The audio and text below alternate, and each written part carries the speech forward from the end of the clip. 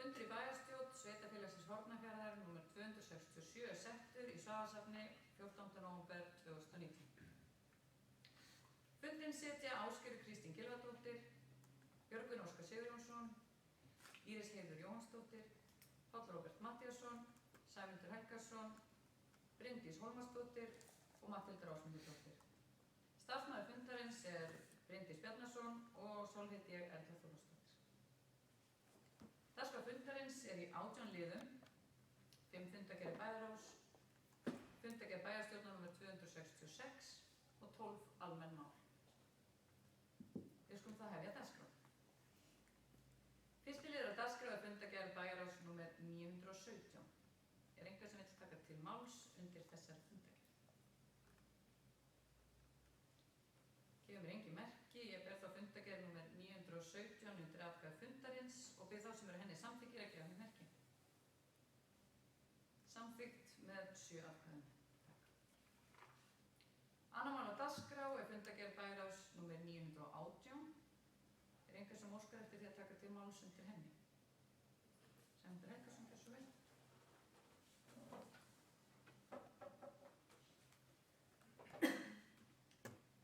Forseti og góðir fundarmenn. Undir þessari bæjarráðsfundargerð er fundargerð stjórnar SAS sem var síðasta fundargerð fyrir afar kröftugan og gott ársþing sem var síðan haldið á Hótel Geysi og við fórum mörg ár. En þar undir þessari fundargerð og á ársþinginu þá var verið að ræða samgöngur og samgöngumál. Þar var umræðan og líka undir þessari fundargerð þarna undir stjórn SAS almenningssamgöngur. Og það stendur sem sagt til að færa málaflokkinn almenningssamgöngur frá sveitarfélögum til ríkisins og þá til vegagerðarinnar. Þetta var að gerast núna áramót og það hefur komið fram hérna hjá okkur áður. Umræðan á aðalfundi og kannski sem að ég vil hnykkja á hér og koma á með bóka hérna í lokin, það er alveg að hætta á því miðað við fjárhagsáætlanir stjórnvalda að það verði engir viðbótar fjármunir settir í þennan málaflokk. Og því er eðlilegt að álykta að taprekstri undanfarinna ára á þessum málaflokki verði mætt með því að skera niður þjónustu. Þá verður til dæmis leiðin til Hafnar frá Vík eða frá Selfossi mjög framarlega í röðinni get ég ímyndað mér og ég óttast það. Því legg ég til eftirfarandi bókun við fyrirhugaða tilfærslu á rekstri almenningssamgangna frá sveitarfélögum á Suðurlandi til ríkisins og vegagerðarinnar áramótin 2019-2020 verður að tryggja að þjónusta skerðist ekki, heldur þvert á móti þróist og eflist.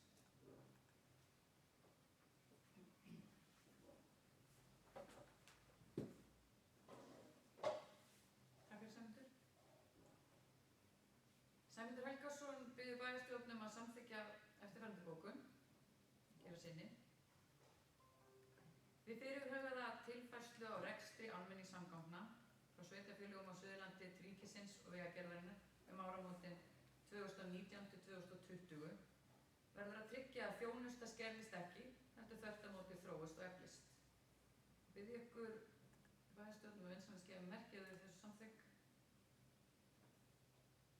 Það fyrir samþykkt 7 atkvæðum. Orðið er ennþá laust fundargerð 918.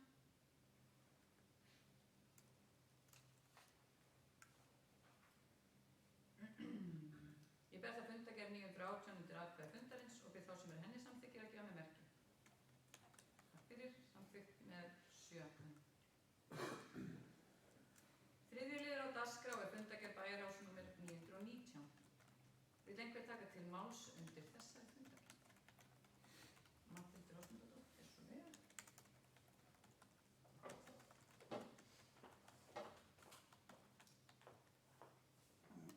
Forseti ágætu bæjarfulltrúar. Mig langar aðeins að taka til máls undir sorpmál eða gjaldskrá sorpmála. Ég er með svona svolítið erindi þessi mál, en eins og við höfum svo sem erum öll meðvituð þá hefur þessi málaflokkur verið ítrekkað til umræðu allt síðasta ár. Og sveitarfélag fór í ákveðna vegferð sem 2017 með útboð á sorphirðu og markmið útboðsins var að bæta þjónustu við íbúa með það að markmið að draga úr urðun og sorpi og lækka kostnað. Tilboðið var tekið hjá Íslenska gámafélaginu sem bauð lægst og var farin sú leið að taka upp 2 tunnu kerfi með lífrænu íláti, þar sem við bættist flokkun og lífrænu sorpi sem fer til jarðgerðar á Reyðarfjörð. Eftir stóðu fyrirtæki og stofnanir sem ferðust ekki yfir í sama kerfi. Nú 2 árum seinna erum við að glíma við erfiðleika í sorpmálum. Okkur hefur gengið hægt að draga úr urðun, hún hefur reyndar aukist síðustu 2 árin samanber græna bókhaldið sem hefur verið samþykkt hér í bæjarstjórn. Samhliða hefur kostnaður vegna sorpmála verið að hækka og meðal annars vegna vísitöluhækkunar á samningi Íslenska gámafélagsins, án þess að sú þróun hefur verið tengt gjaldskrá sveitarfélagsins. Það er alveg ljóst að sveitarfélagið þarf að gera betur í sorpmálum til að ná árangri í því að draga úr urðun og þar með úr kolefnislosun út í andrúmsloftið. Þjónustan í þéttbýlinu er mjög góð, vil ég meina, samanborið við marga aðra staða á landinu. Og þjónustan við íbúa í dreifbýli er sambærileg utan þess að þangað er ekki sótt lífrænt sorp. Sveitarfélagið er með gámastöð í þéttbýlinu en er með gáma fyrir brotajárn og timbur í dreifbýlinu að undanskildum öræfum. Umgengni við þessa gáma er ekki nægilega góð og er verið að greiða 200.000 á mánuði bara fyrir það að flokka upp úr þessum gámum. Það er því til margs að vinna. Unnin hafa verið umhverfismarkmið fyrir urðunarstæðin í Lóni og sveitarfélagið er með heimild til þess að urða allt að 3.000 tonn af almennum úrgangi og síðustu 3 ár hefur magnið verið yfir þeim heimildum, sem er ekki ásættanlegt. Urðunarstaðurinn í Lóni er takmörkuð auðlind, eins og við veitum, ásamt því að stefna stjórnvalda er að urða helst ekki neitt. Í fyrrnefndum umhverfismarkmiðum er stefnt að því að hlutfall úrgangs sem er endurunnin verði 50% árið 2020. Árið 2018 var hlutfallið 21%. Það eru þó jákvæð teikn á lofti, tölur fyrir árið 2019, þar sem af er árs, janúar til september, sýna að ef fer sem horfir þá munum við ná að koma þessu magni sorp sem fer til urðunar undir 3.000 tonni. Og það stefnir í að hlutfall endurvinnanlegs úrgangs verði í kringum 37% í lok árs. Við krossum því fingur að þróunin haldi áfram þess átt. Það er þó ljóst að stíga þarf ákveðin skref til þess að árangur náist. Á síðasti ári sýndi sundurliðun á uppruna úrgangs að hlutur fyrirtækja er mjög umfangsmikil, eða 64%, á meðan úrgangur frá heimilum var 1/4. Tækifærin eru því til staðar. Og nokkrar leiðir eru færar í því að minnka förgun á sorpi og ein af þeim og svo stærsta sjálfsögðu er svo að draga einfaldlega á neyslu. Það verður til nýtt sorp. Með aukinni gjaldtöku er einnig hægt að ná árangri, þar að segja ef að gjaldtaka er sett á þann hluta sem fer til urðunar. Það er að halda uppi góðri þjónustu sem auðveldar íbúum að flokka og það er að fræða almenning hvernig ber að fóta sig í þessum heimi og í þessu umhverfi. Og síðan er auðvitað hægt að skylda íbúa fyrirtæki til endurvinnslu og það er einhver sveitarfélag farin að feta þann veg. Í dag liggur fyrir fjárhagsáætlun fyrir árið 2020 og það er á meðal álagningarreglur sem koma til umræðu hér síðar. Þar er lagt til að hækka gjaldskrá sorpmála 14% að undanskildu gjaldi fyrir lífrænan úrgang. Og það er gert með það að markmið að draga úr urðun og til að nálgast að standast fyrir lög sem kveða á að sorpmálin standi undir sér. Í dag er það langt frá því að vera svo og til samanburðar er gjaldskrá sorphirðu á Hornafirði með því lægsta sem gerist á landinu. Sveitarfélagið hefur notað undanfarna mánuði í að skoða hvernig best er að þjónusta dreifbýlið.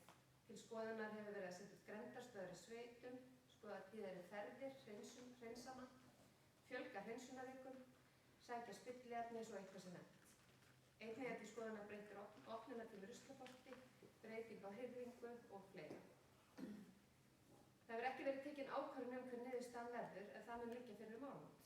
Mikilvægastu skilaboðin að sjálfsögðu til allra íbúa er í grunninn að við sem íbúar íbúar í þessu landi verðum að draga úr neyslu, endurnýta eins og hægt flokka sorp og auðvitað ganga vel jörðina.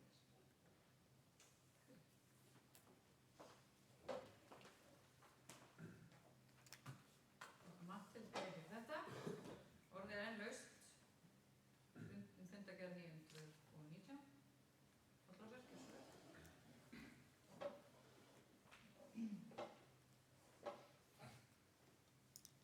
Forseti og ágætu bæjarfulltrúar. Já, ég mun bara byrja að taka undir með Matthildi að við getum svo sannarlega gert betur í sorpmálunum og vonandi verður það svo á næstu árum. Það sem mér langaði að ræða undir bæjarráði 919 var mál nr. 7. Það voru niðurstöður í skoðanakönnun sem var gerð hérna út af verkefninu Norrænir sjálfbæri bæir, ef maður rétt.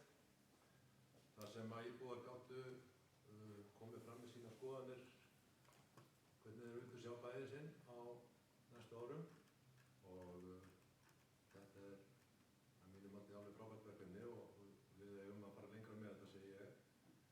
Og var ánægilegt að sjá það að ég hef svo sem sagt það oftar en einu sinni, oftar en tvisvar síðan ég byrjaði í að skipta mér af bæjarmálum að ég teldi að það þyrfti að koma henni bæjargarði, svona sagt þetta í litlum og stórum hópum, og ég var mjög ánægilegt að sjá það að svæði þar sem að sérlóðin er og svæði við sundlaugina, að það hlaut mikið fylgi í þessari skoðanakönnun svona fjölskyldusvæði eða fjölskyldugarð, og þess vegna langar mér nú bara að benda á það því að við erum að fara í að gera deiliskipulag fyrir þetta svæði, íþrótta- og skólasvæðið, að þá held ég að menn hljótið að horfa á þetta í leiðinni þegar það verður skoðað.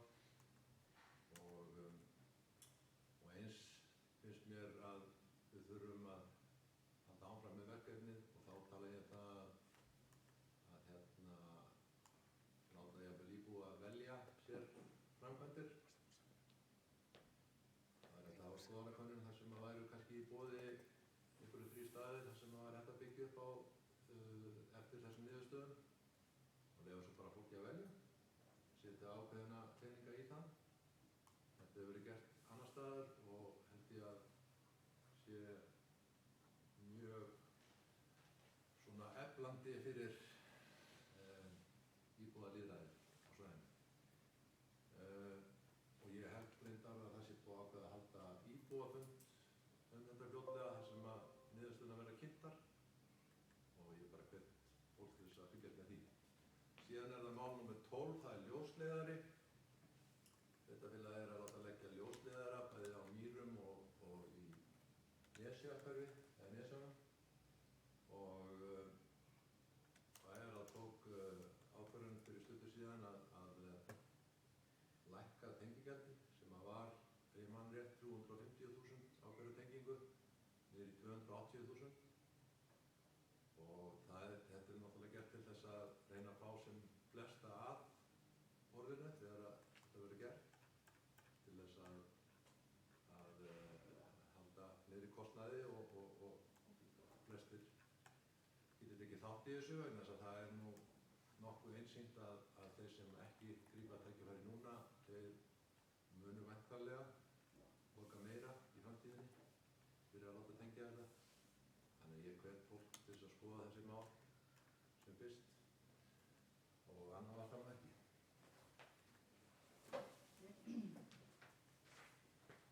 Takk fyrir þetta. Fleiri sem vilja taka til máls? Nei. Ég ber það fundargerð númer 919 undir atkvæði fundarins og við þá sem að henni eru samþykkir að gefa merki. Takk, samþykkt með 7 atkvæðum. 4. liður á dagskrá er svo fundargerð bæjarráðs númer 920. Er einhver sem óskar eftir að taka til máls undir þeirri fundargerð? Gefum engin merki, svo ég ber það fundargerðina undir atkvæði fundarins við það sem eru henni samþykkir að gefa merki. Takk hérlega, samþykkt með 7 atkvæðum. 5. mál dagskrár er fundargerð bæjarráðs númer 921. Er einhver sem vill taka til máls undir þeirri fundargerð? Matthildur Ásmundsdóttir, gjörðu svo vel.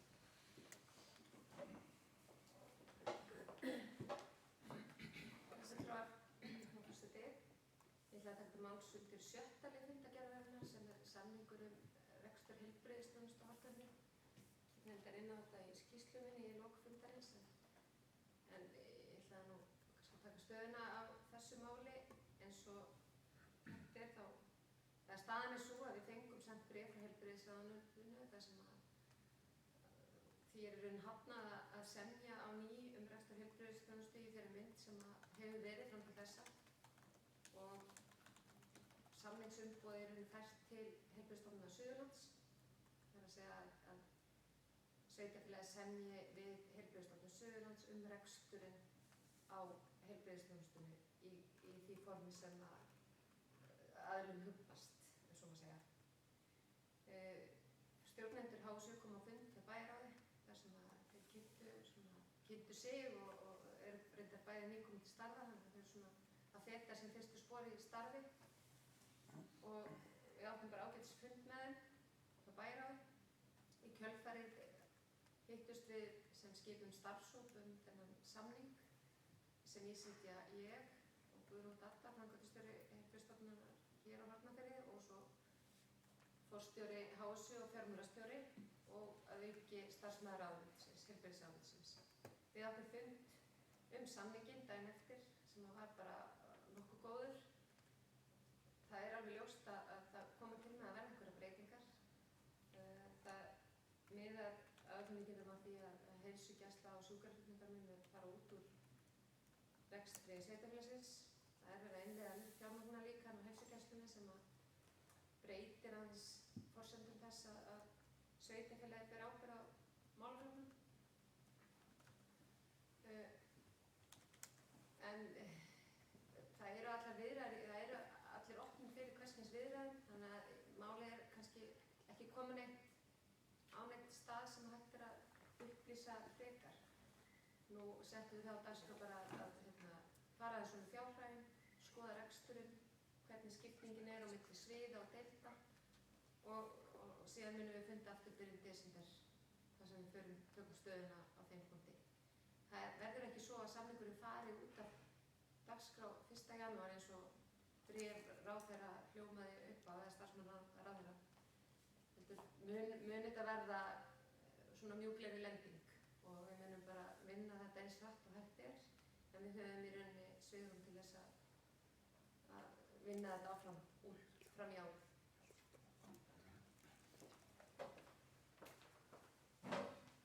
Já, við þökkum Matthildi fyrir þessar góðu upplýsingar og fundargerð bæjarráðs númer 921 það er þá við laust þar. Já, Ásgerður, gjörðu svo vel.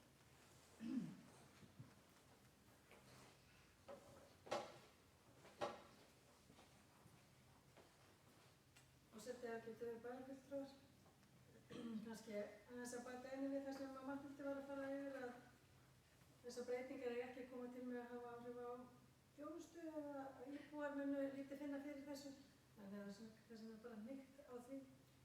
En það sem ég ætlaði að ræða hér er fundur almannavarnanefndar sem haldinn var í Öræfunum, Freysnesi, síðastliðinn þriðjudag og það voru einnig íbúafundir með, það 2 íbúafundir, annar með íbúum í Freysnesi og Svínafelli og svo annar bara opinn íbúafundur og þar voru góða gestir frá Veðurstofunni, frá Háskóla Íslands, lögreglustjórinn á Suðurlandi og starfsmenn almannavarna á svæðinu og þar var farið yfir fyrstu drög af niðurstöðum Veðurstofunnar vegna hættumats ef verður berghrun úr Svínafellsheiðinni og það er bara skemmst frá því að segja að þær niðurstöður voru nú, já, hvað maður að segja, ekki eins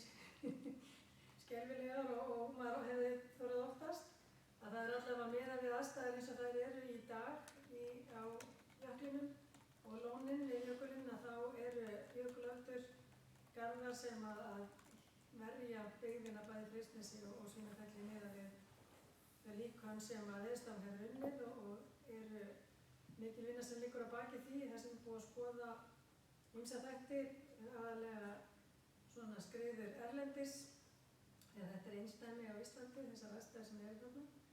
En nú er unnið að því að skoða hvernig framtíðin geti verið með opin jökuls og stækkun lóna og annað slíkt, þannig að í kringum áramót ef þær prófanir að vera komna niðurstöður af þeim og loka skýrsla frá Veðurstofunni að koma í byrjun næsta árs. Þannig að það var ánægilegt fyrir íbúa á svæðinu og fyrir okkur sem þarna vorum að sjá fyrstu niðurstöður að náttúran hún með aðstæðin svo í dag verndar svæðið. Á þessum fundi var einnig rætt flugslysaæfinguna sem var haldin hér í september síðastliðnum og það var mat manna að æfingin tókst vel og langar mig bara að ítreka aftur þakkir til allra þeirra sem tóku þátt í þessari æfingu, bæði þeirra sem að léku þolendur flugslys og svo allra þeirra fjölmörgu viðbragðsaðila sem að tóku þátt og sýndu það og sönnuðu enn og aftur að við eigum frábært lið hér á Hornafirði og það var mjög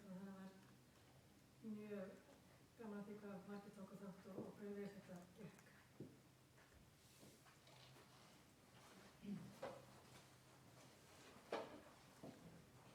Takk fyrir þetta, Ásgerður. Orðið er enn laust, undir réð 921. Þú sem við takk til máls. Nei, þá ber ég fundargerð bæjarráðsnúmer 921 undir atkvæði fundarins og við þá sem henni samþykkir að gefa mér. Samþykkt með 7 atkvæðum. Takk fyrir. 7. liður á dagskrá er svo fundargerð bæjarstjórnar númer 266 og er hún lögð fram til kynningar. Er einhver sem vil taka til máls undir þessum mjög? Þá skulum við vinda okkur í 7. lið á dagskrá.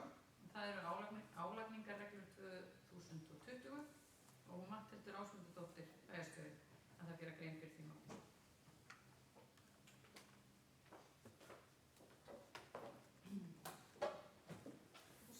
Bæjarfulltrúar. Ég ætla að leggja fram tillögu að álagningarreglum fyrir árið 2020 þar sem er gert ráð fyrir að útsvarið verði óbreytt eða 14,52%. Fasteignaskattur á íbúðarhúsnæði verði 0,45% af fermetra verði. Fasteignaskattur á atvinnuhúsnæði 1,65%, lóðarlega 1% af lóðamati, holræsagjöld 0,30% af fasteignamati, vaskgjöld 0,18% af fasteignamati og eins og ég nefndi hér fyrr í erindi mínu varðandi sorpmálin þá er lagt til að hækka gjaldskrá fyrir söfnunarstöð sorps og gjaldskrá fyrir sorphirðingu og sorpeyðingu fyrir heimili og frístundahús 14% að undanskildu gjaldi fyrir lífrænan úrgang í Moltugil. Það er til þess að hvetja til þess að það er auðvitað þangað sem við viljum að úrgangunum fari, þar sé að það nýtist okkur á ný. Ég legg því til að álagningarreglunum verði vísað til síðar umræðu bæjarstjórnar.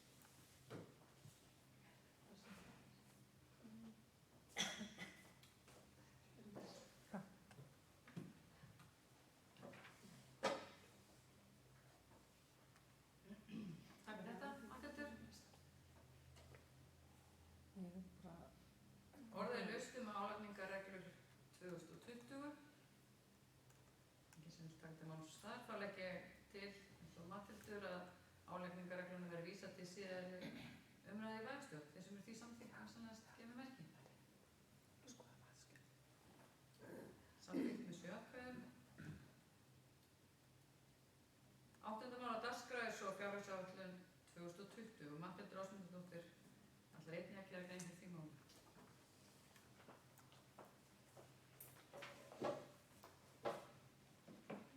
Til umræðu fjárhagsáætlun fyrir árið 2020. Ég ætla svona að fara aðeins yfir forsenturnar sem að fjármálastjóri hefur lagt til að við fylgjum. Þær byggja á þjóðhagsspá Hagstofunnar frá því í vor og minnisblaði Sambands íslenskra sveitarfélaga frá því í júlí síðastliðinn.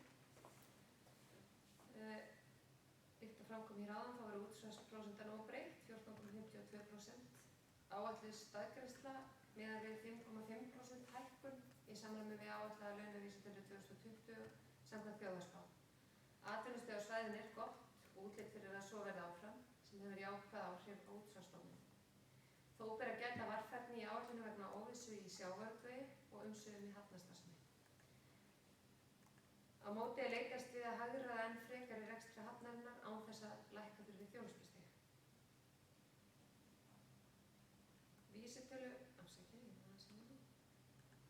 Vísitölu tengda gjaldskrá sveitarfélagsins munu hækka um 2,5% í samræmi við lífskjarasamninga. Leikskólagjöld hækkuðu ekki í haust í samræmi við vísitöluþróun en munu taka 2,5% hækkunum á næsta ári nema þróun vísitölu verði undir 2,5%. Þá fylgju auðvitað þeirri þróun og eins varðandi aðrar gjaldskrár. Varðandi gjaldaliðina þá ríkir mikil óvissa launamál opinberra starfsmanna þar sem samningar eru enn lausir. Í fyrstu drögum fjárhagsáætlunar er miðað við að áætla launavísitölu 2020 miðað við áætlaða launavísitölu 2020 þar sem 5,5% ásamt áætlunum vænta mönnunarþörf árið 2020. Settar verða 40 milljónir króna í varasjóð á miðlægan launabreytingarleik en ef samningar nást á næstu vikum verður launaáætlun uppfærð milli umræðna. Samningsbundnir og vísitölutengdir gjaldaliðir hafa verið hækkaðir þar sem það var við og áætlað er að vísitala neysluverðs hækki um 3,2% samkvæmt þjóðhagsspá Hagstofu. Þess ber þó að geta óvissa ríkir þróun vísitölunnar þar sem spár eru afar misjafnar. Varðandi fjárhagsáætlunina þá eru helstu niðurstöður hennar fyrir A og B hluta eftirfarandi. Það er gert ráð fyrir að rekstrarniðurstaða verði 297,3 milljónir króna. Skuldir í hlutfalli af tekjum verði 61,5% og framleiðin 21,4%. Áætlað er að veltufé frá rekstri verði 556,6 milljónir króna og veltufé sem hlutfall af tekjum 18,8% og handarfé í árslok 52,8 milljónir króna. Afborganir langtímalána verða 96,5 milljónir króna og ný lántaka á B-hluta verði 360 milljónir króna. Langtímalán við lánastofnanir verði 852 milljónir króna. Fjárfestingaráætlun næsta árs hljóðar upp á 799 milljónir króna og ber þar hæst bygging hjúkrunarheimilis, breytingar á Víkurbraut 24, áframhald endurbóta í vöruhúsi, framkvæmdir á Hafnabraut og samfangar við Grímsli. Ég vil nota tækifæri hér og þakka fjármálastjóra og starfsmönnum fyrir þeirra vinnu við gerð fjárhagsáætlunar.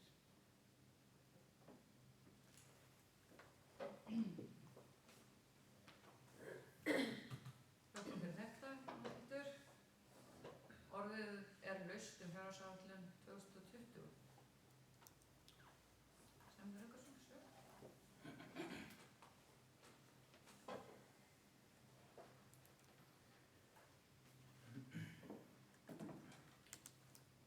Forseti og góðir bæjarfulltrúar, góðir fundarmenn. Ég ætla að fá að ræða þetta mál og koma við á nokkrum stöðum.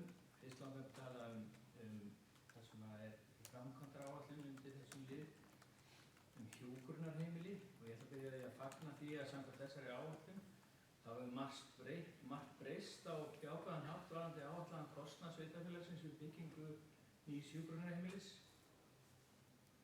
Á þessu ári 2019 voru áætlaðar 110 milljónir í framkvæmdina og fyrir ári var sagt að heildarhlutur sveitarfélagsins gæti numið alltaf 400 milljónum en núna hefur liðirnir þessir allir lækkað.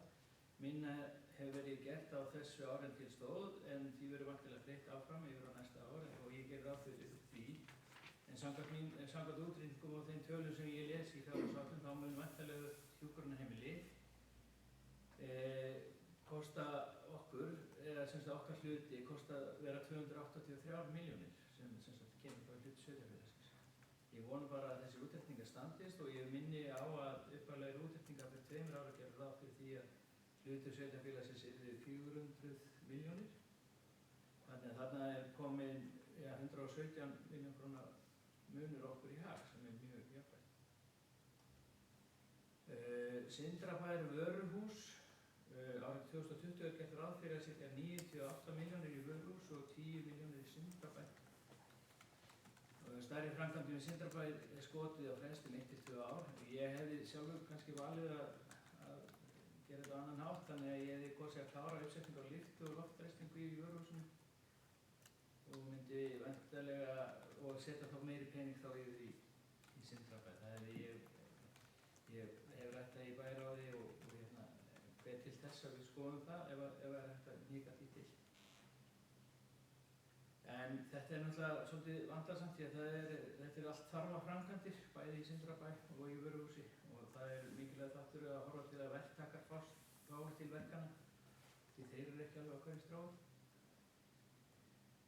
Víkurbraut 24, þessi biti er svolítið stór, finnst mér. Fyrir 2 árum þá áætluðum við mjög bara 12 milljónir í þessa framkvæmd en svo er eitt að öðru og kostnaðurinn og verkefnið stækkað og breyst og kostnaðurinn sömuleiðis og fer úr þessum 12 milljónum upp í 275 milljónir. En við munum að sjálfsögum með þessu móti geta tryggt þessum málaflokki dagþjónustumálefni fatlaðra og félagsþjónustuna mjög góða aðstöðu fyrir þennan pening allra. En þetta er auðvitað mikil breyting. Og í sorpmál í framkvæmdaráætlun er margt gott og ég tek undir með orðum Matthildar hérna áðan. Það er mikilvægt þess að ná vel utan um þennan málaflokk. Það er mikilvægt í svo mörgu sem snýr að þjónustu við íbúa sveitarfélagsins og sama verðum við að taka á þessu máli, ég tek alveg undir það. Og minnka neyslu, flokka betur og ég er sérstaklega ánægður með að nú stendur til að marka sérstaklega upphæð í framkvæmdir vegna sorpmála eða 20 milljónir.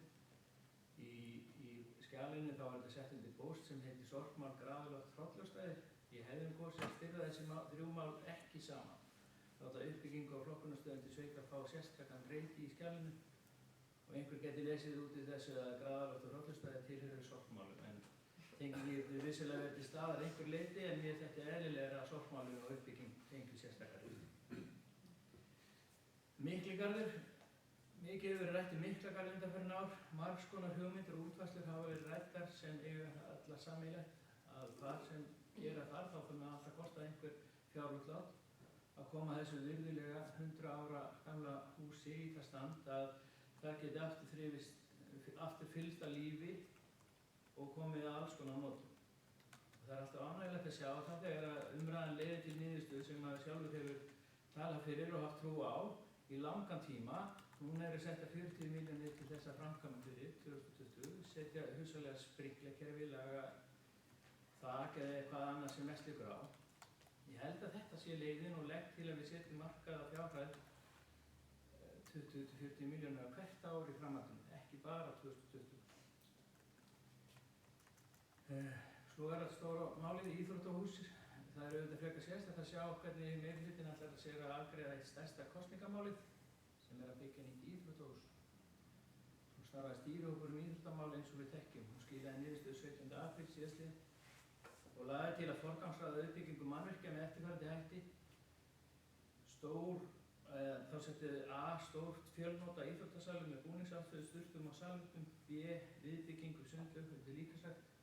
Og ég minni á þessi niðurstaða stýrihópsins er að mínu mati nánast kórrétt svo sama og kom fram hjá stýrihóp sem vann með sama mál og skilaði skýrslu 2015 en þá var líka talað um Sélið, Vallarhús og Sindravelli.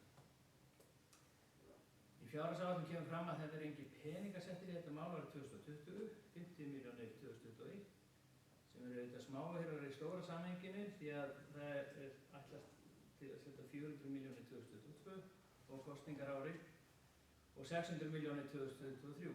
Þannig lítfútur við að skjóta í þessu stóra máli yfir á næsta kjörtímabil.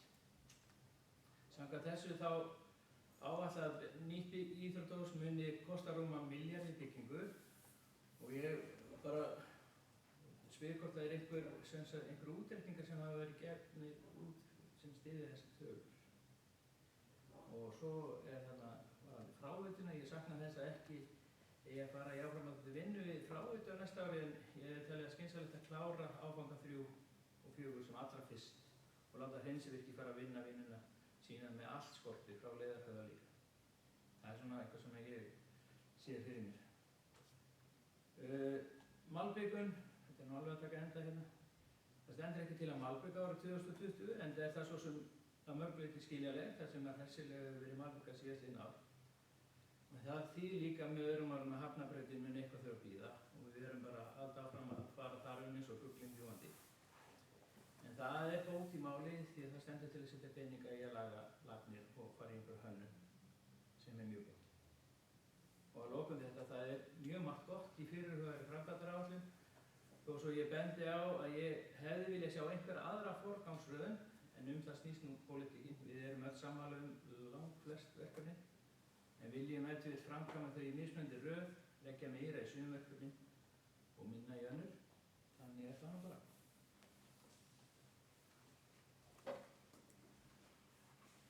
Takk fyrir þessa tölu Sæmundur. Orðið er laust en það undir fjárhagsáætlun.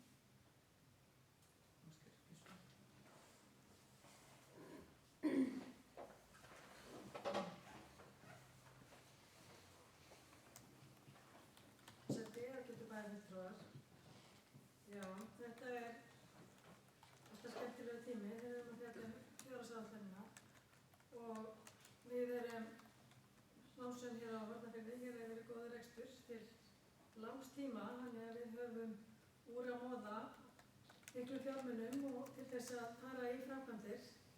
Það er meira heldur en að vera á mörgum öðrum stöðum í Finnlandi, þannig að það er, ég segi það, mér finnst alltaf ánægilegt á þessum tíma að fara yfir hlutina.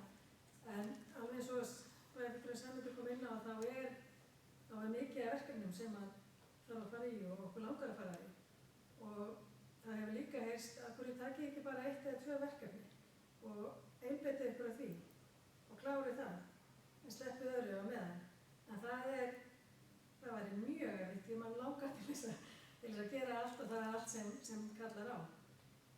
Varðandi þessa hugmynd að gera minna í vöruhúsinu á næsta ári og setja þetta meira þá í Sindrabæ, að það var rætt en ég held að bara Sagan segja okkur það eins og við Sindrabæ þegar hann í rauninni fór á bið á sínu tíma, að hann er búinn að vera það í nokkur ár og það er farið í önnur verkefni og það held ég að við sjáum fyrir endan eins og allavega planið var með vöruhús þá endi komið sjálfsagt aldrei á eignum sveitarfélagsins en þá allavega þessar miklu endurbætur að það sé fyrir endan á þeim og þannig að ég held að það sé skynsamlegt að gera þetta með þessum hætti að klára efstu hæðina á vöruhúsinu og á meðan að það er í gangi á næsta ári að þá sé endanlega hönnun klára Sindrabæ þannig að það sé hægt að fara fullu þunga í þau mál árið á eftir og klára það sem að fyrirhugað er Sindrabæ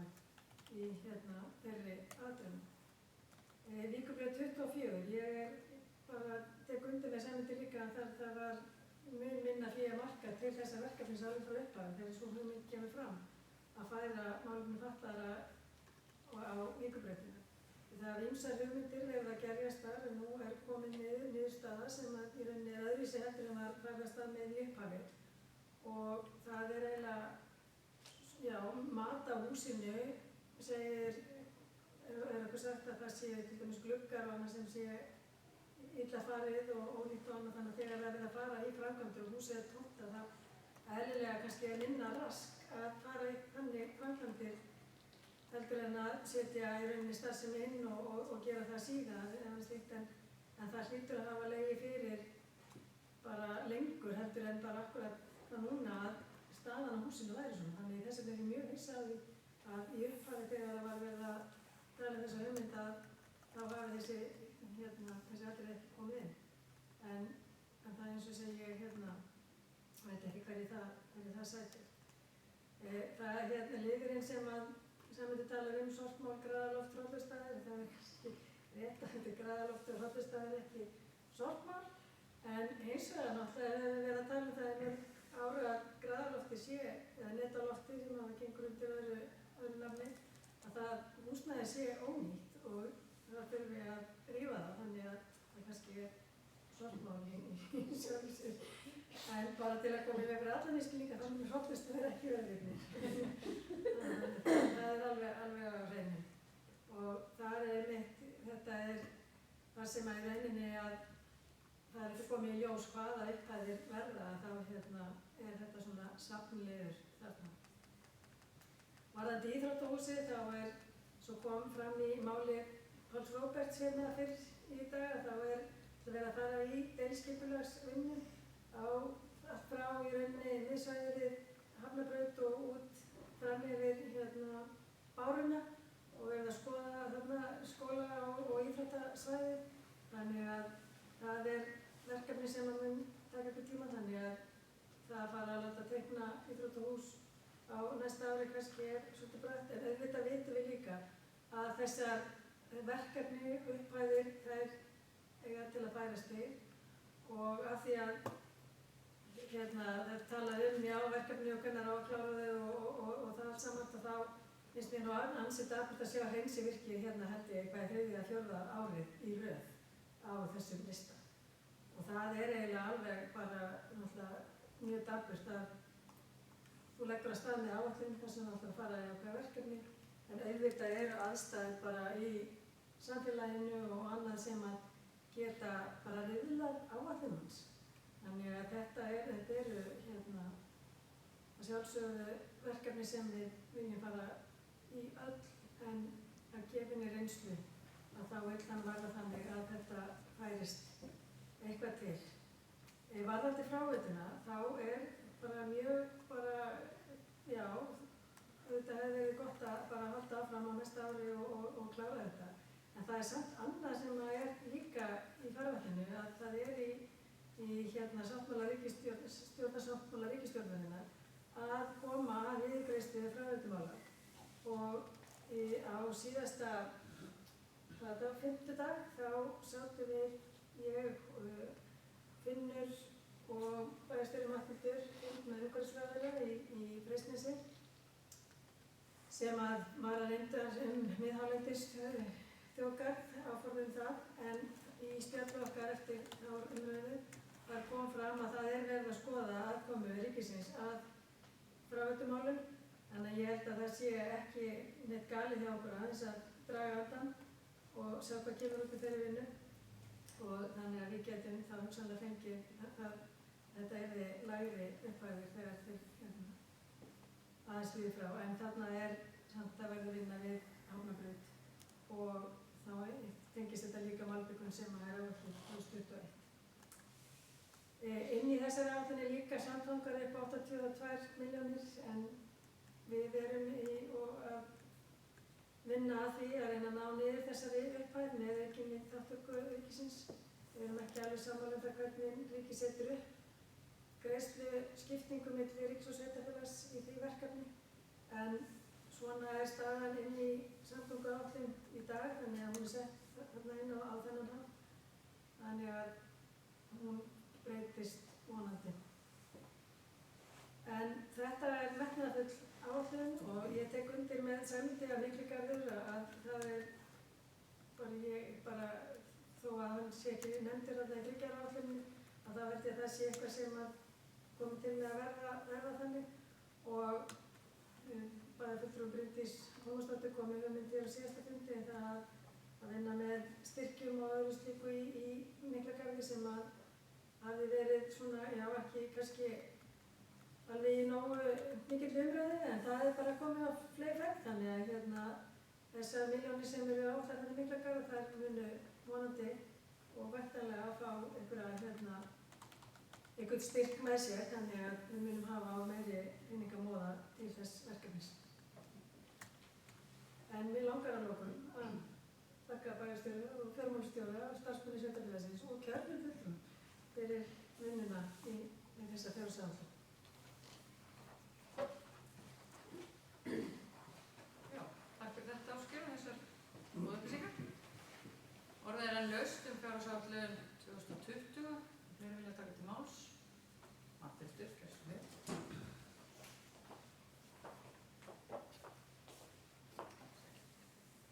Fulltrúar, forseti, sem langar aðeins að koma inn á atriði sem að Sæmundur minntist á. Það er varðandi hjúkrunarheimilið. Þetta mál hefur komið til umræðu áður í tengslum við fjárhagsáætlunargerð og þessar 400 milljónir sem að Sæmundur vill meina að hjúkrunarheimilið átt að kosta voru aldrei byggðar á raungreiningu og þær áætlanir sem við erum að miða við eru þær áætlanir sem að Fjársýsla ríkisins gefur út. Líkt og ég minntist á síðasta fundi bæjarráðs þá liggur ekki fyrir greiðsluáætlun fyrir næsta ár. Það kom fram í tölvupóstum frá starfsmanni framkvæmdasýslunnar að það er að vænta einhverja hækkana í fjárhagsáætluninni eða framkvæmdaáætluninni fyrir hjúkrunarheimilið í tengslu við útboð í Árborg á uppbyggingu á hjúkrunarheimilið þar. Áætlunin hefur ekki borist en þannig að það er ekkert ólíklegt að þessar áætlanir varðandi hjúkrunarheimilið munu breytast með umræðuna. Mér langar aðeins að minnast einnig á Víkurbraut 24 sem er afskaplega spennandi hlutir sem er að gerast þar. Ég veit að kostnaður breytingar á húsnæðinu sitja í bæjarfulltrúum og í búinsafsvall líka. En það sem við munum vonandi sitja uppi með eftir þessar breytingar þegar þeim verður lokið er flott starfsemi sem er í takt við áherslu félagsmálaráðherra þar sem að áherslan er lögð á að samþætta alla þjónustu í kringum börn, hvort sem snýr að fræðslu eða félagsmálum. Þannig að ég held að við séum bara að taka skrefið dálítið hraðar en mörg önnur sveitarfélög þar í þessum málum. Og starfsmenn hjá okkur hafa verið að kynna sér þessi mál hjá Reykjavíkurborg, Kópavogsbæ og Austurlandi. Þannig að ég held að þegar að yfir lýkur þá verði þetta mjög spennandi og flott starfsemi. Og málefni fatlaðra hafa búið við þröngan húsakosti í mörg ár og ekki ásættanlega. Með starfsemina skipt upp á marga staði þannig að samþætting og starfsemi hefur verið erfið. Þeir eiga svo sannarlega skilið að komast undir almennilegt húsnæði. Og eins finnst mér sérstakt og það er eiginlega hálf ömurlegt að húsnæði sem er ekki eldri en þetta skuli vera með til dæmis ónýta glugga alls staðar. Eitt í viðbót sem ég vildi koma hér inn á, það er þetta varðandi deiliskipulag og skilur koma aðeins inn á það hér fyrir miðsvæðið. Því eru þetta marka fjármagn innan ramma skipulagsins, það er að segja að vinna deiliskipulag fyrir miðsvæðið. Það tekur nokkra mánuði. Skipulag að vinnast hægt. Þannig ég held að varðandi áætlun um uppbyggingu íþróttahúss þá sé þetta bara mjög raunhæf þróun. Þó svo að upphæðin það sé ekki endanlegar, en það er þetta svona bara lagt fram með að reynslu svona annarra og við veitum svo sem ekki hvort þetta færi yfir á 2024 sem leiðis. Og mér langaði líka aðeins að koma inn á fráveituna. Ég tek undir það sem Ásgeir sagði varðandi virðisauka eða það stefnumörkun sem ríkisstjórn er að setja í fráveitumálum. Það er til skoðunar að fella niður virðisauka á fráveituframkvæmdum og nú bara síðast í síðustu viku fengist tölvupóst frá starfshóp sem er að störfum og er að skoða hvaða leiðir eru færar þar. Einnig eru auðvitað hér í gangi og verða allt næsta ár viðamiklar hitaveituframkvæmdir og við vitum, bara í ljósi þess að við settum á áætlun þessa árs fráveituframkvæmdir áfanga 3 og neyddust þess að hafna því tilboði að verktakar hafa hér mikið að gera og það er bara mjög eðlilegt að fresta þessum fráveituframkvæmdum 1 ár, sérstaklega vegna þess að verktakarnir eru bara uppteknir öðru. Þannig að ég tel það bara mjög skynsamlega ákvörðun.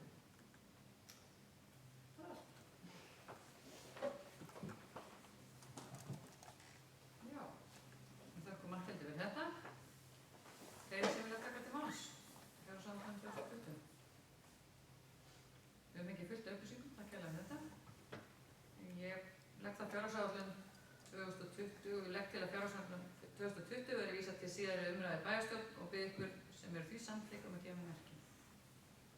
Takk fyrir samþykkt með sjöfn. Þá er það 9. liður á dagskrá sem er 3 ára fjárhagsáætlun 2021 til 2023. og Matthildur Ásmundardóttir ætlar að fylgja því lag.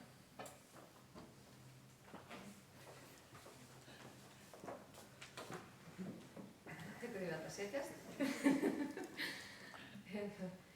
Ég ætla hér að kynna þriggjaráætlun.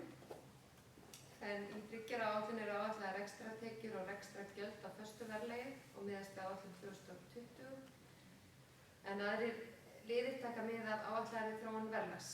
Gert er ráð fyrir nokkuð umfangsmikilli fjárfestingaráætlun næstu 3 ára eins og hefur borist til umræðu hér og ásamt nokkru lántöku eða á bilinu 350 til 400 milljónir næstu 3 ára. Rekstrarniðurstaða er áætluð á bilinu 286 til 235 milljónir króna en taka þarf þær niðurstaðan að varu þar sem að rekstrartekjurnar eru þær sömu út árin 2020-2023. Það kemur til með að taka breytingum.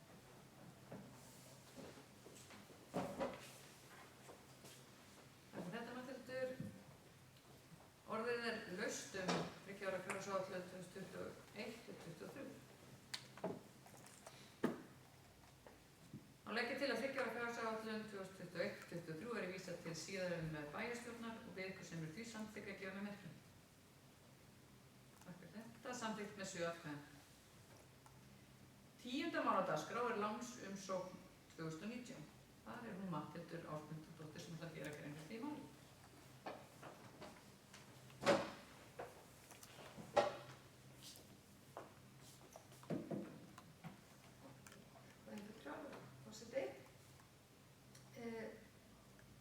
Ákvörðun að taka lán, það var hér til umræðu á bæjarráði þar síðast, minnum við, já, það ekki, að það hefur myndast þörf fyrir að taka lán hjá Lánasjóði sveitarfélaga og það var gert ráð fyrir því í fjárhagsáætlun 2019. Kom þau ljós þegar fjármálastjóri ætlaði að virkja þá lántöku að heimildin var fallin úr gildi. Þannig að ég legg það til að bæjarstjórn samþykki hér lántöku upp á 100 milljónir. Aðeins þess að fara yfir þá breytingu það var til skoðunar að taka grænt lán, svo má segja, sem er ný tegund lána hjá Lánasjóði íslenskra sveitarfélaga sem miðar að því að fjármagna græn verkefni, svo má segja, og okkur bauðst til að taka slíkt lán en það hefur bara ekki, það er nýlega komið reglugerð þessi lán og á eftir að móta betur ferlan í kringum það, þannig að við teljum að það sé bara gott að eiga það inni að þessu sinni, þar sem að fjárfélög hefur myndast og taka þarf ákvarðanir strax.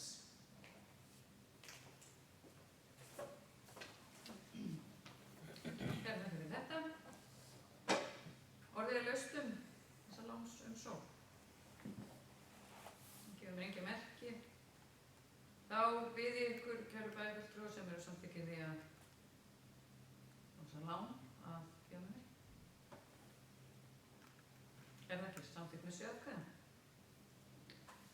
Þá erum við komin að lið nr. 11. Landskipti Hvammur Hrafnavellir. Fyrir fundinu liggur erindi frá Jónu Benný Kristjánsdóttur fyrir hönd eigenda Hvammi í Lóni þar sem óskar eftir landskiptum. Hrafnavellir, landnúmer 225634, eru skipt úr landi Hvamms í Lóni, landnúmer 159378, samkvæmt uppdrætti. Orðið er laust. Ég legg þá til að bæjarstjórn samþykki þessi landskipti og þau sem eru því samþykk gefa merkinu. Takk fyrir þetta, samþykkt með 7 atkvæðum. 12. mál, beiðni umsögn. Umsókn nýtingarleyfi á jarðhita í Hoffelli. Hérna er erindi frá Orkustofnun þar sem óskar eftir umsögn nýtingu rarik á jarðhita í Hoffelli. Bæjarstjórn fagnar að Rarik ohf. Muni nýta jarðhita á Hoffelli til hitaveitu sveitarfélaganna Hornafirði. Ég legg til að bæjarstjórn gefi jákvæð umsögn nýtingarleyfi Rarik á jarðhita til hitaveitu á Hoffelli. Orðið er laust. Enginn gefur mér merki, þau ykkar sem eru þessu samþykk vinsamlegast gefið mér merki. Samþykkt með 7 atkvæðum. Liður 13 aðalskipulagsbreyting þétting byggðar á Höfn. Björgvin Óskar Sigurjónsson ætlar að fylgja þessu máli og það.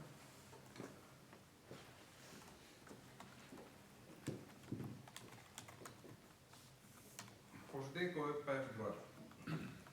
Tillaga að breytingu á aðalskipulagi vegna þéttingu byggðar í innbæ var kynnt fyrir íbúum á fundi í Nýhefum þann 4. nóvember síðastliðinn. Markmið með breytingunni er að þétta byggð í innbæ og skal vera í samræmi við núverandi byggð hvað varðar tegundir, stærðir, þéttleika og ásýnd byggðar. Með þéttingu byggðar skal tryggja gönguleiðir að opnum svæðum. Ekkert deiliskipulag er til á svæðinu og verður því nýtt deiliskipulag unnið samhliða aðalskipulagsbreytingu. Ég legg til að tillagan verði kynnt og auglýst í samræmi við 30. og 31. grein skipulagslaga.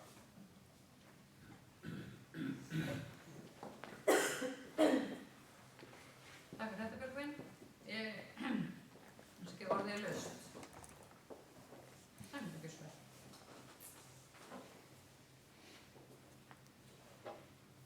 Forseti og góðir fundarmenn. Ég ætla að fá að leggja fram bókun í þessu máli. 3. framboði bókar og leggur til að fallið verði frá þessum skipulagshugmyndum í þeirri mynd sem þær eru lagðar fram vegna andstöðu íbúa. Og andstæðan hefur meðal annars komið fram á íbúafundi sem haldið var málið 4. nóvember síðastliðinn í fjölda athugasemda frá Grennd og athugasemdum minnihluta skipulagsnefndar. Þeim athugasemdum hefur ekki verið svarað nægilega vel í framlagðri hugmynd. 3. framboð bendir á að betra væri að fara í skipulagsvinnu á svæði nefnt í því. Það myndi líka svara betur áformum til lengri tíma en fyrir sér er að málið þéttingu byggðar, eins og það er hér lagt fram, mun ekki skila mörgum lóðum til framtíðar. Takk fyrir þetta, Sæmundur. Orðið er laust aðalskipulagsbreytingu þétting byggðar á Höfn. Páll Róbert, fyrirgefðu svo vel.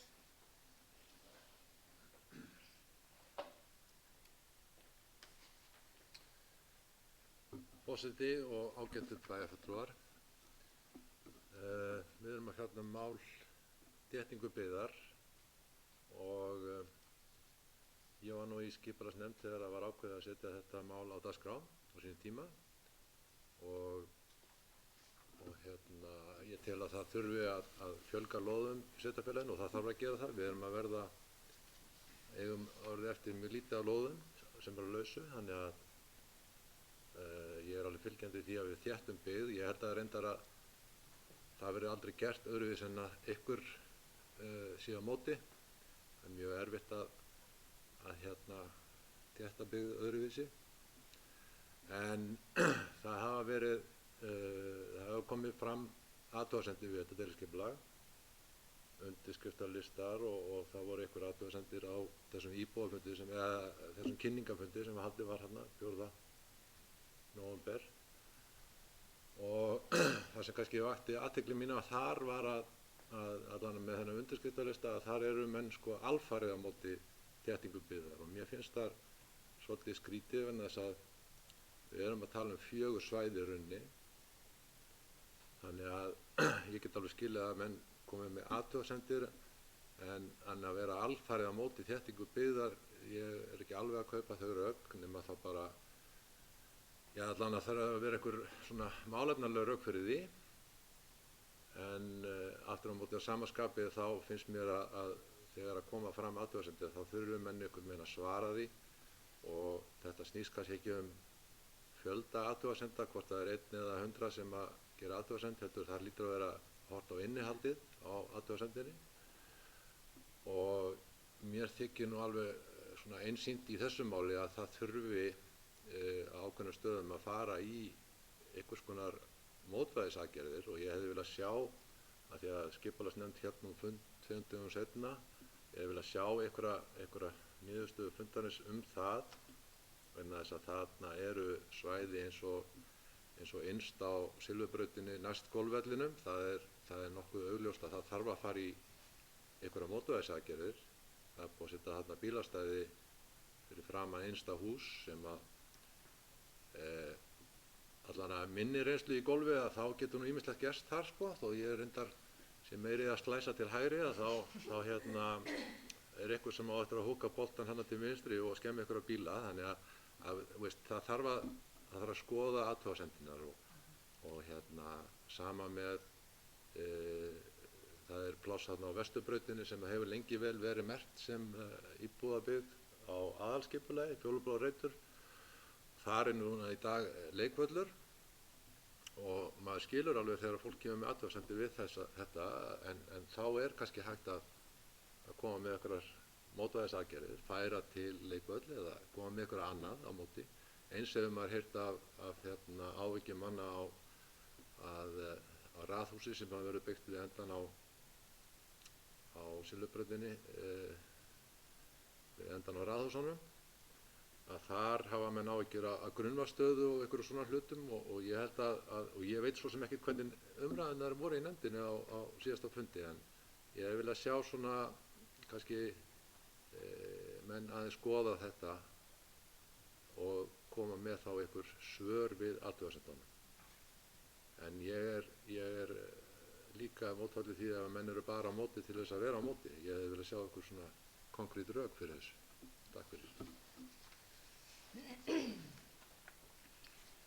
Já, kærar þakkir fyrir þetta, Páll Róbert. Fleiri sem vilja taka til máls? Ásgeir, ekki svo vel.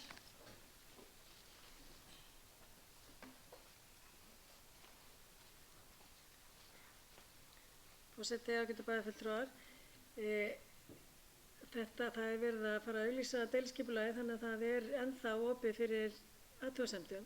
Það í rauninni hafa komið athugasemdir við lýsingu á þessu fyrirhugaða deiliskipulagi, þannig að í rauninni athugasemdirnar komnar inn mjög snemma í ferlinni eða ákveðnar. Það hefur verið tekið tillit til á hluta, fært til byggingarreitir og annað slíkt, og þannig að núna fer þá deiliskipulagið í auglýsingu eins og það kemur fyrir núna og getur tekið breytingum í framhaldinu.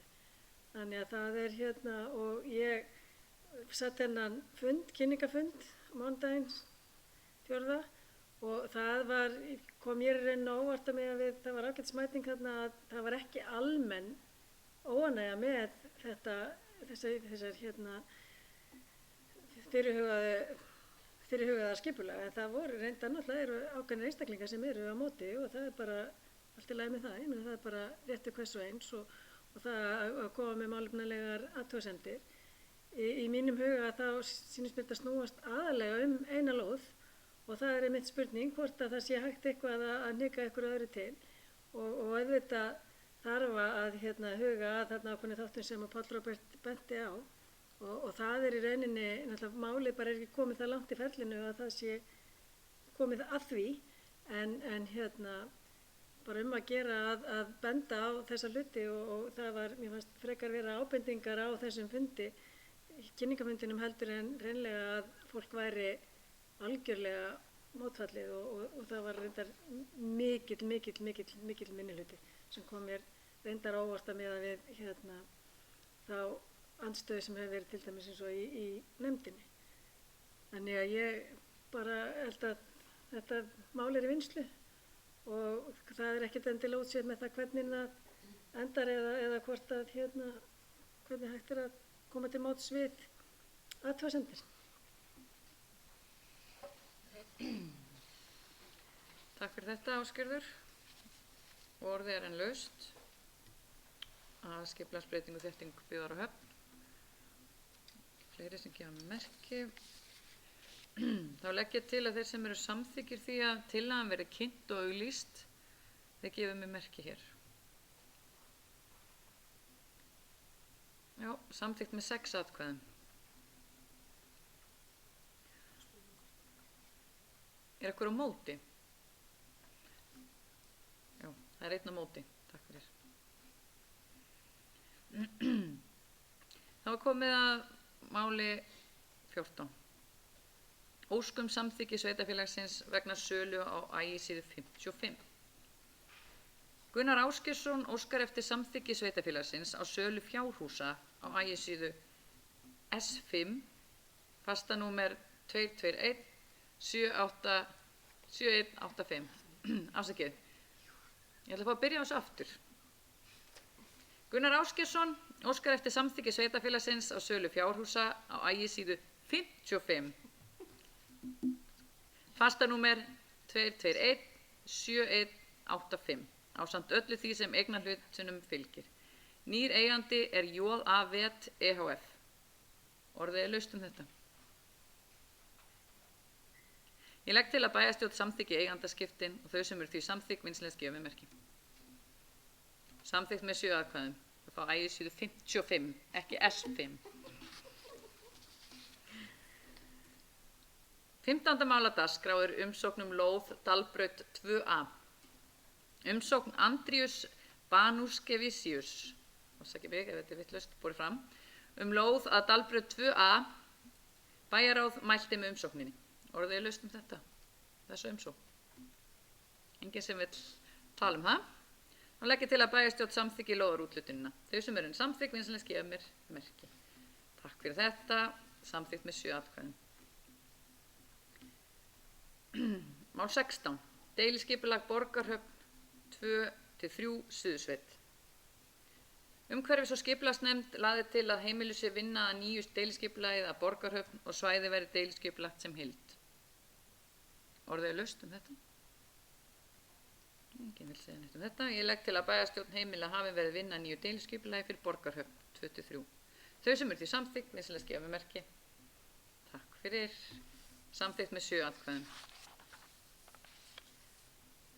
Þá er það mál númer 17 á dagskrá. Sala á eignum sveitarfélagsins. Húseign sveitarfélagsins að Hagatúni 1 Bjarg var auglýst til sölu. 2 tilboð bárust og mælti bæjarráð með að tilboði frá Austurtanga EHF að upphæð 41 milljón verið samþykkt. Orðið er laust þetta.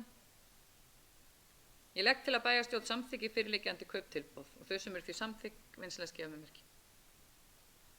Samþykkt með 7 atkvæðum. Þá er komið að 18. og síðasta máli á dagskrá sem er skýrsla okkar frábæra bæjarstjóra, Matthildur Ásmundardóttir. Þú kemur þetta ekki að svo vel. Takk fyrir þetta, forseti. Og ágæti bæjarfulltrúar. Síðasti mánuður hefur verið annarsamur líkt og margir aðrir og hefur þessi einkennst af ferðalögum og ráðstöfnum eins og oft er á þessum árstíma. Fjárhagsáætlanavinna hefur nú staðið sem hæst undanfarnar vikur. Fjárhagsrammar sviða hafa verið rýndir, gjaldskrár skoðaðar, fjárfestingaráætlun næsta árs og næstu 3 ára, rýna launaáætlanir og svo framvegis. Vinnan hefur gengið vel og er mun betra að taka þátt í vinnunni í annað sinn þetta árið. Mesta ábyrgðin liggur að sjálfsögðu á herðum fjármálastjórans og hefur hún haldið vel utan vinnuna.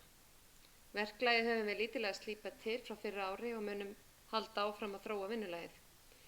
Nú er fjárhagsáætlun 2020 lögð fram til fyrri umræðu, var hún lögð fram til fyrri umræðu á þessum fundi og í kjölfari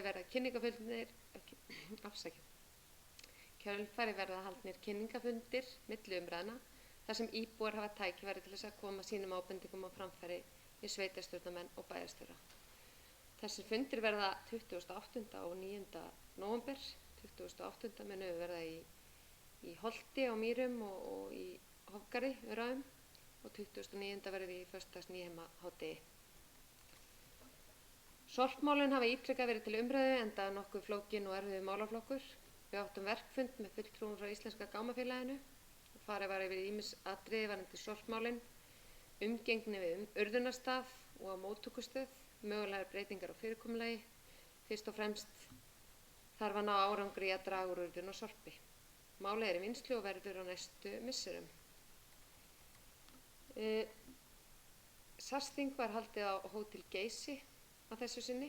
Á þinginu hittast sveitarstjórnarmenn á Suðurlandi og bera saman bækur sínar og hlýða á fyrirlestra og fleira. Nú var 50 ára afmælisþing hjá SAS og því nokkuð veglegra en oft áður. Til umræðu var sóknaráætlun SAS og hún samþykkt en hún er afar metnaðarfull og markviss með árangurstengdum mælingum og tengd heimsmarkmiðum. Sveitarfélagi getur vel nýtt sér þessa stefnumótun í starfi.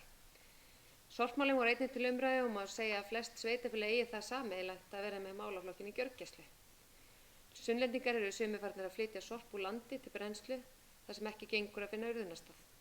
Árangur í sorpmálum er nokkuð misjafn og helgast hann af samsetningu sveitarfélaga og ásamt landslagi. Íþróttamálin. Ég átti fund með forsvarsmönnum Sindra vegna Hekluhúsnæðisins að Hafnabraut. Sveitarfélag á húsið með ungmennafélaginu og nú er unnið að því að gera samning rekstur og notkun á húsinu. Það er nú komið í vinnslu og verður samningurinn vonandi tilbúinn fljótlega. Hestamannafélagið Hornfirðingur bauð mér ásamt fræðslustjóra í heimsókn í Rauðhöllina við Stekkhól. Félagið hefur unnið hörðum höndum af því undanfarið að klára byggingu hesthús við Rauðhöllina. Nú er hún tilbúin og má þakka öflugum sjálfboðaliðum Hestamannafélagsins fyrir óeigingjarnt starf við bygginguvinnuna. Aðstæðan er nú hinn glæsilegasta. Nú þegar eru nokkrir hestar komnir inn í húsið og er markmiðið að auka við barna- og unglingastarf með því að bjóða aðstöðu til leigu fyrir sanngjarnt verð. Samningar rekstur heilbrigðisþjónustu á Hornafirði. Ég fór aðeins yfir það hér áðan, en samningurinn er nú, það liggur fyrir að breytinga verða á næstu mánuðum varðandi rekstur heilbrigðisþjónustunar. Heilbrigðisráðuneytið hefur ákveðið að ekki verið samið reksturinn með sama hætti og áður. Samið verður við SÍ í gegnum samtök fyrirtæki velferðarþjónustu rekstur hjúkrunar- og dvalarheimilisins ásamt dagþjónustu fyrir aldraða. Unnið er að innleiðingu fjármögnunarlíkans heilsugæslunnar fyrir landsbyggðina, þar sem hver heilsugæsla verður sjálfstæð rekstrareining ásamt sjúkraflutningum. Þannig mun heilsugæslan og sjúkraflutningar færast yfir á ábyrgð HSU.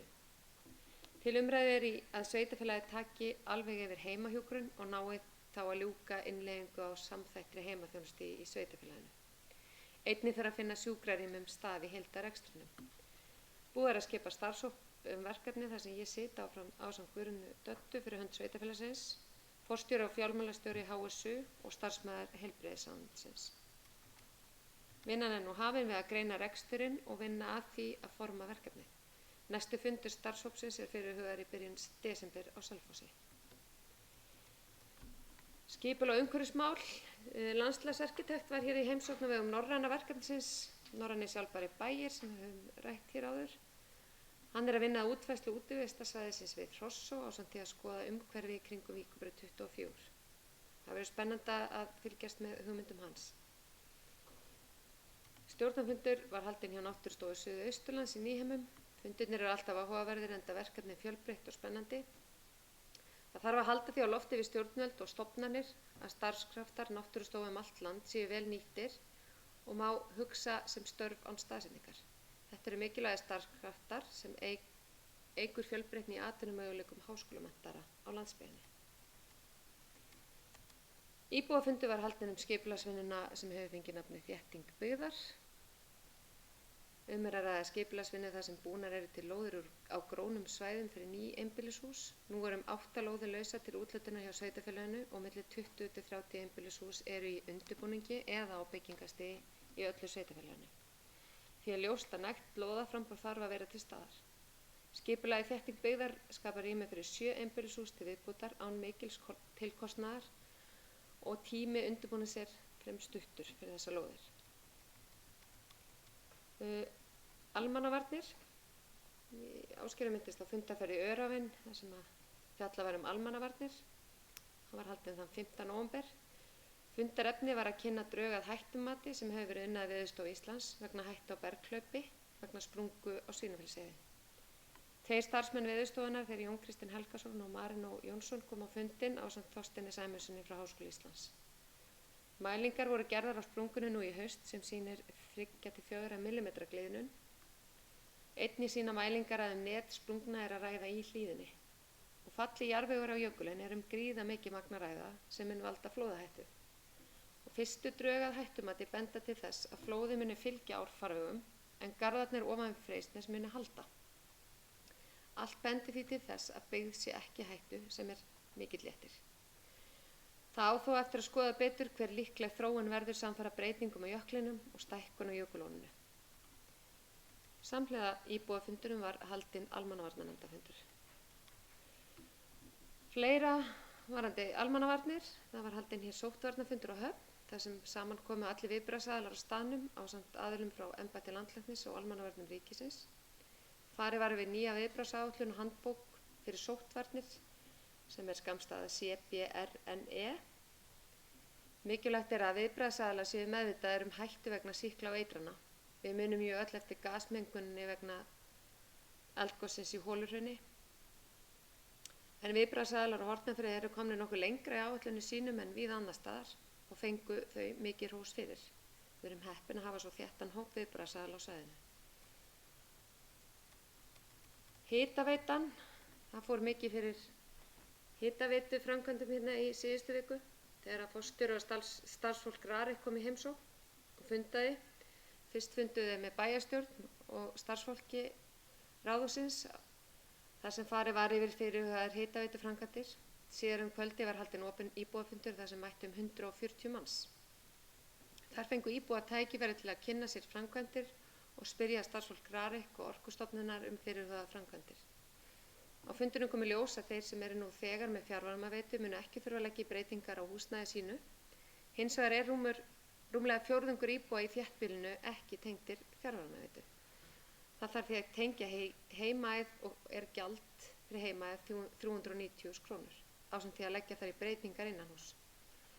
Fyrir hús með hitatúpum áætlaður kostnaður 500.000 en fyrir hús með þilofna hitun áætlaður kostnaður frá 1.000.000 upp í 15.000 við breytingar á húsnæðinu sjálfu. Styrkur á móti 677.000 krónur miðað við 30.000 kWh til rafhitunar. Það sama á við íbúa í dreifbýli.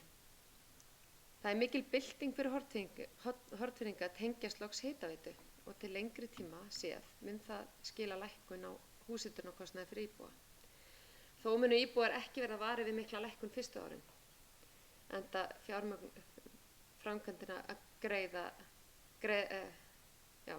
fjárfestingin að greiða sig. Það var ánægjulegt að sjá hversu margir íbúar mættu á fundinn og einnig var stór hópur starfsfólks hjá RARIK á staðnum.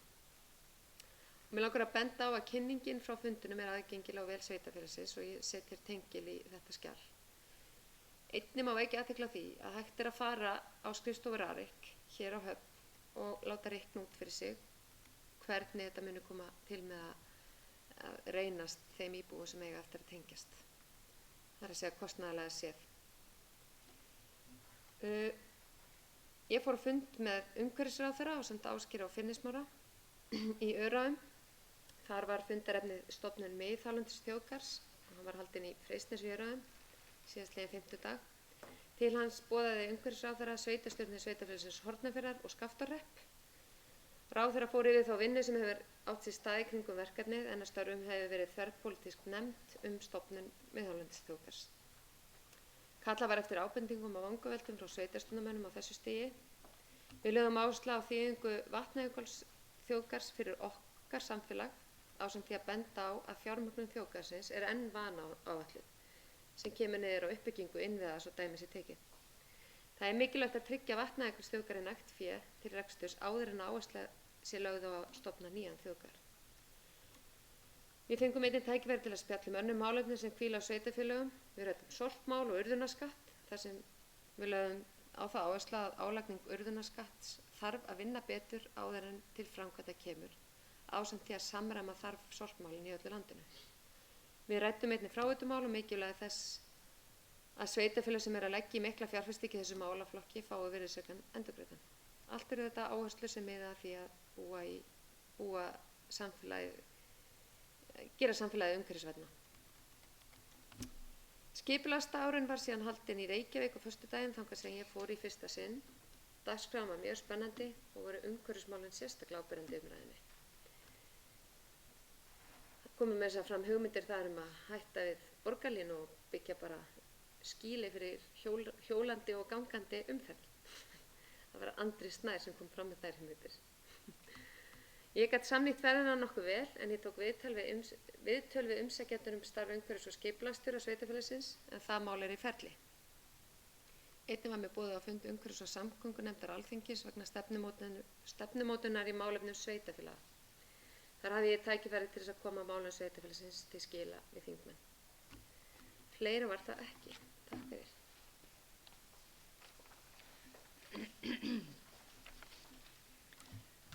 Við þökkum Matthildi fyrir þetta og þá dagskrá fundarins tæmd og fresta ég fundi á meðan fundargerð verður lesin yfir.